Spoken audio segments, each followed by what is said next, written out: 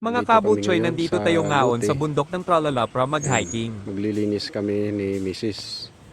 So ito, papasok sa Lote. Ayan. Kung makikita nyo, medyo mataas tong area na to, overlooking. May bunga dyan na puno. So ayan. Unti-unti lang namin ginagapas ni Mrs. Ayan.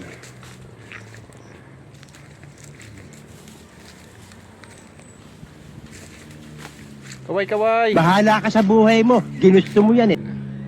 Dito, ayan, may puno, may gimalina. Sako pa yan sa lote. So ito, may kubo-kubo dito. Kahit pa paano pag umuulan, may masilungan. Ayan.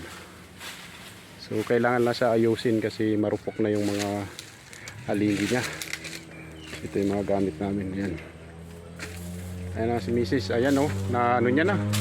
Naubos niya na. Oh, naubos na, nalinis niya na. Yan. Masaklap niya mamaya, magpapahilot na naman.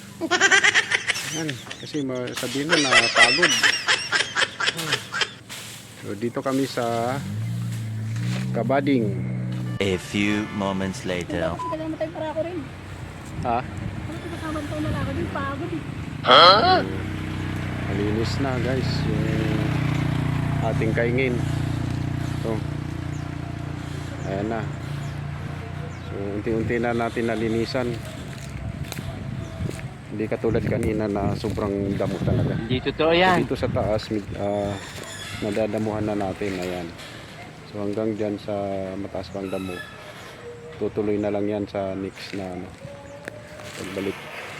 So yung mga saging nalinisan na rin yung mga puno. Bali may bunga siyang 4.